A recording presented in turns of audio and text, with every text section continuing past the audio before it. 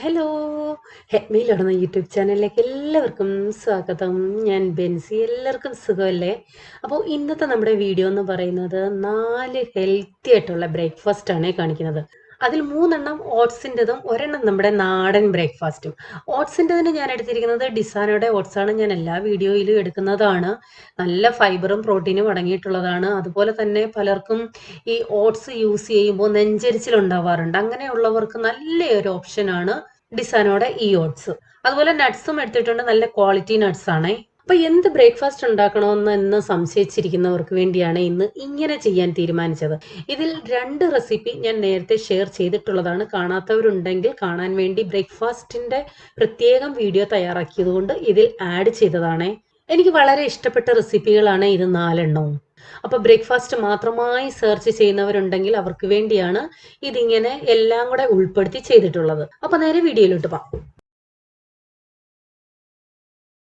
അപ്പൊ ഓട്സ് കഞ്ഞി എന്ന് വായിച്ചിട്ട് അയ്യേ ഇതാണോ ആദ്യ റെസിപ്പി എന്ന് ചിന്തിക്കേണ്ട. ഒരു വ്യത്യസ്തമായ രീതിയിലാണ് ചെയ്യുന്നത്. ഭയങ്കര ടേസ്റ്റിയാണ് കേട്ടോ.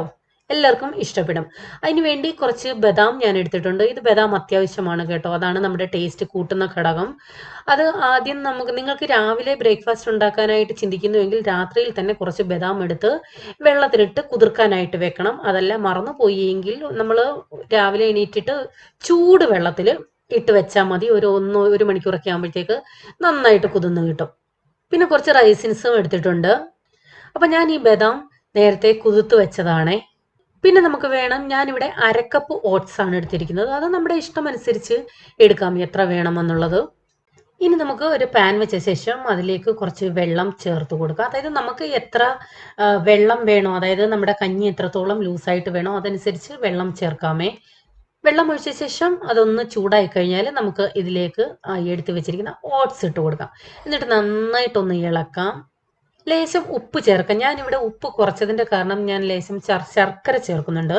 നിങ്ങൾക്ക് മധുരം ഇല്ലാതെയാണ് വേണമെന്നുണ്ടെങ്കിൽ തീർച്ചയായിട്ടും ഉപ്പ് മാത്രം ചേർത്താൽ മതി. എന്നിട്ട് നന്നായിട്ടൊന്ന് ഇളക്കാം. ഇത് ഇൻസ്റ്റന്റ് ഓട്സ് ആണല്ലോ, അതുകൊണ്ട് നമ്മൾ ഇടുമ്പോൾ തന്നെ അത് പെട്ടെന്ന് വെന്ത് കിട്ടുമേ. ഒരു 2-3 മിനിറ്റ് കൊണ്ട് തന്നെ നന്നായിട്ട് വെന്ത് കിട്ടും. അത് ഈ വേവുന്ന സമയം കൊണ്ട് നമുക്ക് എടുത്തു വെച്ചിരിക്കുന്ന ബദാം ഒന്ന് അരച്ചെടുക്കണം. അതിലേക്ക് കുറച്ച് വെള്ളം ചേർത്തിട്ട് നന്നായിട്ട് അടിച്ചെടുക്കണം. നമ്മുടെ കഞ്ഞിക്ക് ടേസ്റ്റ് കൂട്ടുന്ന ഒരു സംഭവമാണ് ഇത്. ഇനി ബദാം ഇല്ല എന്നുണ്ടെങ്കിൽ നിങ്ങൾക്ക് സാദാ പാലും ഒഴിക്കാം. പക്ഷേ എനിക്ക് ഈ പാൽ ഒഴിക്കുന്നതിനേക്കാളും കുറച്ചുകൂടി ടേസ്റ്റി ആയിട്ട് തോന്നുന്നത് ഇങ്ങനെ ബദാം അരച്ച് ചേർക്കുന്നതാണേ. അതും ബദാം ഒത്തിരിയൊന്നും വേണ്ട, ഒരു 4-5 ബദാമേ ഉള്ളൂ എങ്കിലും കുഴപ്പമില്ല. ഈ സമയം കൊണ്ട് ഇതാ നമ്മുടെ ഓട്സ് നന്നായിട്ട് വെന്തിട്ടുണ്ട്. നമുക്ക് ഇതിലേക്ക് അരച്ചു വെച്ചിരിക്കുന്ന ആ ബദാം കൂടി ഒഴിച്ചു കൊടുക്കാം.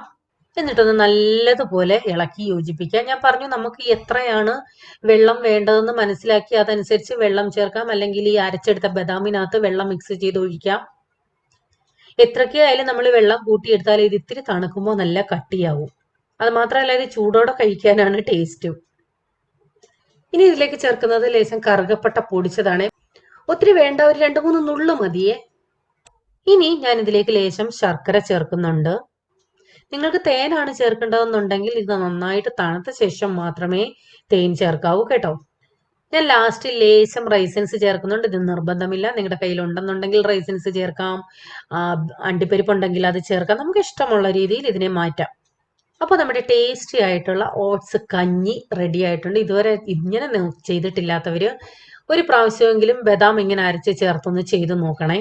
ഞാൻ പറഞ്ഞു മധുരം ചേർക്കണമെന്ന് ഒരു നിർബന്ധവുമില്ല. ഉപ്പ് മാത്രം ചേർക്കുന്നവർക്കും ഇങ്ങനെ ട്രൈ ചെയ്ത് നല്ല ടേസ്റ്റി ആയിട്ട് കഴിക്കാൻ പറ്റും. എളുപ്പമല്ലേ? അപ്പൊ നമുക്ക് അടുത്ത റെസിപ്പിയിലോട്ട് പോകാം. നമ്മുടെ രണ്ടാമത്തെ ഡിഷിന് വേണം ചിക്കൻ. ചിക്കൻ ഇഷ്ടമല്ലാത്തവരുണ്ടെങ്കിൽ ഇത് സ്കിപ്പ് ചെയ്യാം.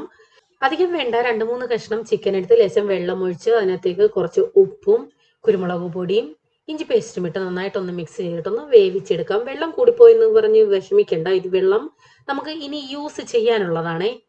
എല്ലില്ലാത്ത ചിക്കനാണ് നിങ്ങളുടെ കയ്യിലുള്ളതുണ്ടെങ്കിൽ ഇങ്ങനെ വേവിക്കേണ്ട ആവശ്യമില്ല. ഡയറക്റ്റ് ഞാൻ പിന്നെ പറയാം, അന്നേരം ആ സമയത്ത് അങ്ങ് ചേർത്താൽ മതി. ഇനി നമുക്ക് കുറച്ച് വെജിറ്റബിൾസ് അരിഞ്ഞെടുക്കണം. നിങ്ങളുടെ കയ്യിൽ എന്ത് വെജിറ്റബിൾസ് ഉണ്ടെങ്കിലും എടുക്കാം. ഞാനിവിടെ എടുത്തിരിക്കുന്നത് ക്യാരറ്റും ബീൻസും സവാളയുമാണ്. അത് ചെറുതായിട്ട് അരിഞ്ഞെടുക്കാം. ഇനി നമുക്ക് വേണം ഓട്സ്. ഞാനിവിടെ 1/4 ഗ്ലാസ് ഓട്സ് ആണ് എടുത്തിരിക്കുന്നത്. അത് നമ്മുടെ ഇഷ്ടമനുസരിച്ച് എടുക്കാം. ഇത് പാനിലിട്ട് ഒന്ന് ചൂടാക്കി എടുക്കണം. ഹൈ ഫ്ലെയിമിൽ ഇടരുത്, ചെറിയ തീയിലിട്ട് ചെറുതായിട്ടൊന്ന് ചൂടാക്കി എടുത്താൽ മതി. ജസ്റ്റ് ഒന്ന് കളറ് മാറി ഒരു ചെറിയ മണം വരും, അത്രയും മതി. ചിക്കൻ നന്നായിട്ട് വെന്തു. ഇനി ഇത് കുഞ്ഞു കഷ്ണങ്ങളായിട്ടൊന്ന് പിച്ചിയെടുക്കണം. ഇനി ഒരു പാൻ വെച്ച ശേഷം അതിലേക്ക് ഞാൻ ഒലിവ് ഓയിലാണ് ചേർക്കുന്നത്. ലേശം എണ്ണ ഒഴിച്ച ശേഷം നമ്മൾ ചെറിയ പീസാക്കി വെച്ചിരിക്കുന്ന ചിക്കൻ ഉണ്ടല്ലോ, അതൊന്ന് ഇട്ട് കൊടുക്കാം. ഇനി നിങ്ങൾക്ക് എല്ലില്ലാത്ത ചിക്കനാണ് ഉള്ളതെന്നുണ്ടെങ്കിൽ ഈ സമയത്ത് ചെറിയ പീസാക്കിയിട്ട് ഒന്ന് ഫ്രൈ ചെയ്തെടുക്കാം. ഒത്തിരി ഫ്രൈ ചെയ്യേണ്ട കേട്ടോ, ജസ്റ്റ് ഒന്ന് കളറ് മാറിയാൽ മതി. ഒരു ടേസ്റ്റിന് വേണ്ടിയാണ് നമ്മളിങ്ങനെ ചെയ്യുന്നത്. ഇപ്പൊ ദാ നന്നായിട്ട് ഫ്രൈ ആയി, നമുക്കിതിനെ മാറ്റാം.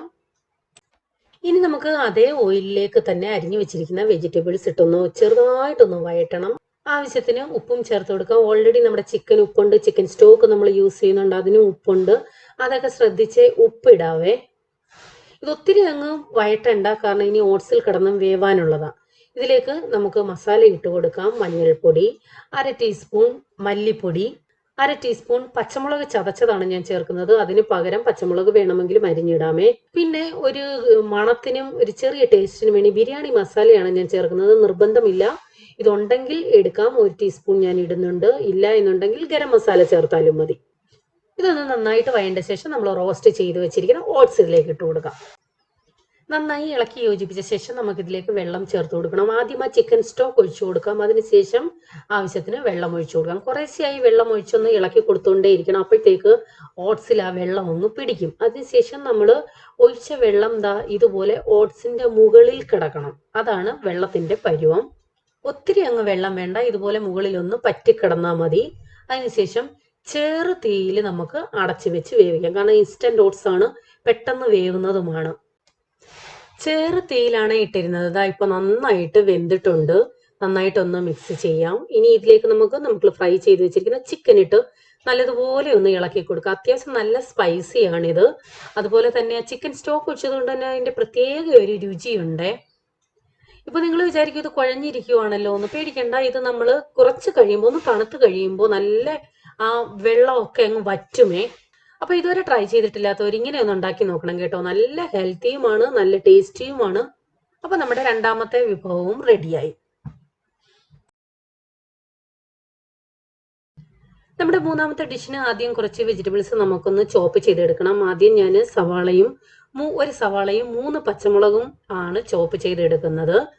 അതിനുശേഷം കുറച്ച് ക്യാബേജും പിന്നെ ഒരു തക്കാളി ഉണ്ടായിരുന്നു, അതും കൂടി ചോപ്പ് ചെയ്തെടുത്തിട്ടുണ്ട്. ടൊമാറ്റോ സോസ് ഉണ്ടെങ്കിൽ അതെടുത്താൽ മതി. തക്കാളി ഇങ്ങനെ ചോപ്പ് ചെയ്തെടുക്കണ്ട കേട്ടോ. ഇത് കൂടാതെ നിങ്ങളുടെ കയ്യിൽ എന്ത് വെജിറ്റബിൾസ് ഉണ്ടോ അതൊക്കെ എടുക്കാം. ഞാൻ എല്ലാ വീഡിയോയിലും പറയുന്നതാണ്, നമുക്ക് ഇഷ്ടമുള്ള വെജിറ്റബിൾസ് ഒക്കെ ഇതിനകത്തും ചേർക്കാം.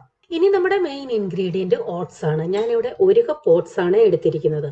അതിനുശേഷം അതിലേക്ക് കുറച്ച് ക്യാരറ്റ്, കുറച്ച് ക്യാപ്സിക്കം പൊടിയായിട്ട് അരിഞ്ഞത് ചോപ്പ് ചെയ്ത് വേണമെങ്കിൽ അങ്ങനെ എടുക്കാം.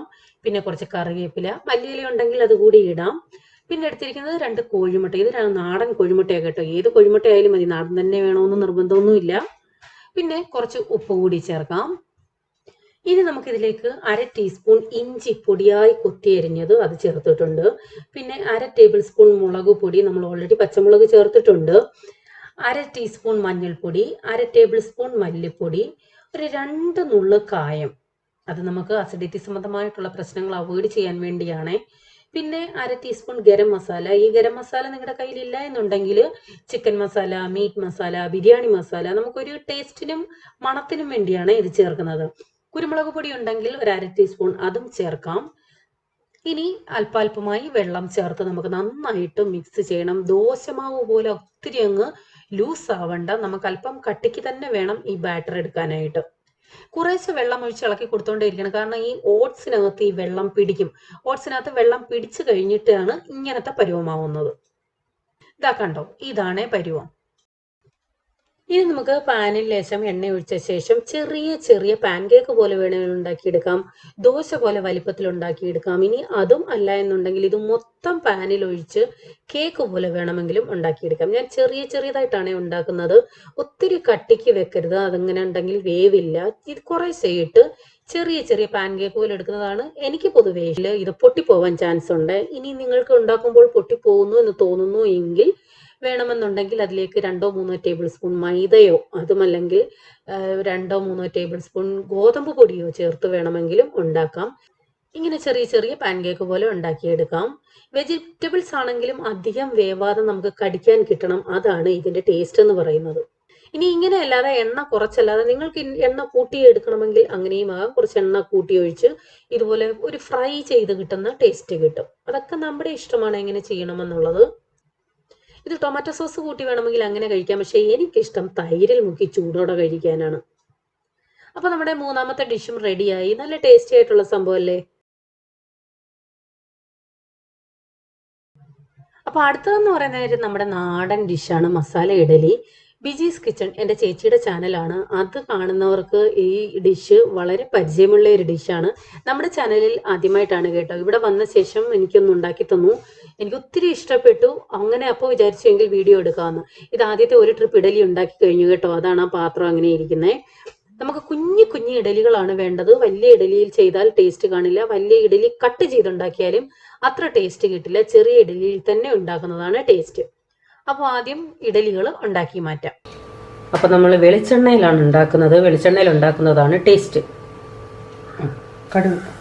കടുകിട്ടു. കടുക് ഇച്ചിരി കൂടുതൽ വേണം ഇതിന്. എടി നീ പറ, നീ വീഡിയോ എടുക്കുന്നേ ഇല്ലയോ? നീ ഒന്നും അറിയാത്തോട്ട് നിൽക്കുന്നേ. എൻ്റെ അടുത്ത് വെറുക്കെ പറയുവാ. നീ ഇത് പറഞ്ഞെടുത്തോ? കടുക് പൊട്ടിയിട്ട് നല്ല രണ്ട് കറിവേപ്പിലയോളം ഇടാം. പൊട്ടട്ടെ.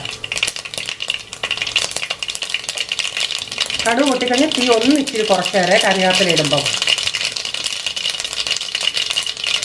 കറവറ. ഇതിലോട്ട് ഇനി ഇത്രയും മഞ്ഞപ്പൊടി ഇടാം. ഇനി ഞാൻ തീ അങ്ങ് ഓഫാക്കുക. ഈ തീ ഓഫാക്കിയിട്ട് മുളക് പൊടി ഇട്ടാൽ മതി.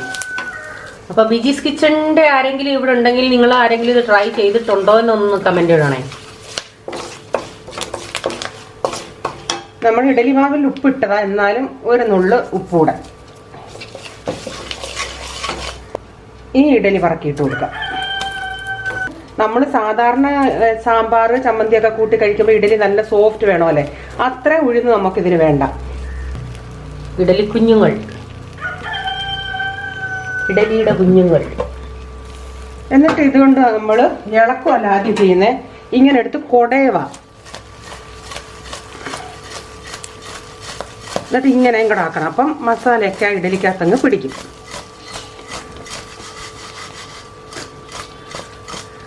ഇനിയും വേണേ നമുക്ക് ഇനിയും ഒന്ന് ഇളക്കാം. അതുകൊണ്ടാണ് ഇങ്ങനെ ഇളക്കുന്നതുകൊണ്ടാണ് ഞാൻ പറഞ്ഞത് ഉഴുന്നിത്തിരി കുറവായിരുന്നതിൽ കുഴപ്പമില്ലെന്ന്. ഇത് പൊടിഞ്ഞു പോവാതിരിക്കാനേ, ഒത്തിരി സോഫ്റ്റ് ആണെങ്കിൽ പൊടിയാൻ ചാൻസ് ഉണ്ട്.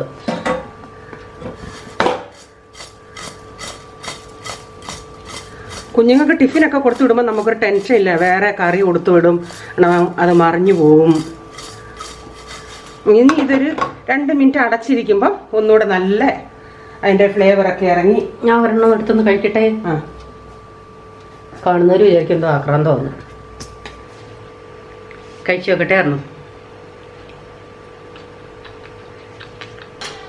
ആ വെളിച്ചെണ്ണയും കടുകും കറിവേപ്പിലയും ഇതിൻ്റെ ടേസ്റ്റ് നമുക്ക് ആരും പറയാതെ തന്നെ അറിയാമല്ലോ. ആ ടേസ്റ്റാണ് ഇതിന്. വെറുതെ പറക്കി കഴിച്ചുകൊണ്ടിരിക്കാൻ നല്ലതാണ്. അപ്പോൾ നമ്മുടെ നാലാമത്തെ ഡിഷും റെഡി ആയിട്ടുണ്ട്. നിങ്ങളിത് കണ്ടിട്ട് പറയണം നിങ്ങൾക്ക് ഏതാണ് ഏറ്റവും കൂടുതൽ ഇഷ്ടമായതെന്ന്. തീർച്ചയായിട്ടും ട്രൈ ചെയ്യുകയും വേണം. പിന്നെ മസാല ഇഡലിയുടെ ഒരു പ്രത്യേകത എനിക്ക് തോന്നിയതേ, അതിൻ്റെ ഏറ്റവും അവസാനം ആ കടുകും കറിവേപ്പിലയും ഉണ്ടല്ലോ, അത് തിന്നാൻ ഭയങ്കര ടേസ്റ്റാണ് കേട്ടോ. അപ്പോൾ തീർച്ചയായിട്ടും ഈ ഡിഷെല്ലാം ഒന്ന് ട്രൈ ചെയ്ത് നോക്കണേ. എന്നിട്ട് അഭിപ്രായം അറിയിക്കണം. വീഡിയോ ഇഷ്ടമായെങ്കിൽ ലൈക്ക് ചെയ്യാൻ മറക്കരുത്. മറ്റുള്ളവർക്ക് ഷെയർ ചെയ്ത് കൊടുക്കാനും മറക്കല്ലേ. അപ്പോൾ വീണ്ടും പുതിയ വീഡിയോയുമായി വരാം. Till then bye. God bless you.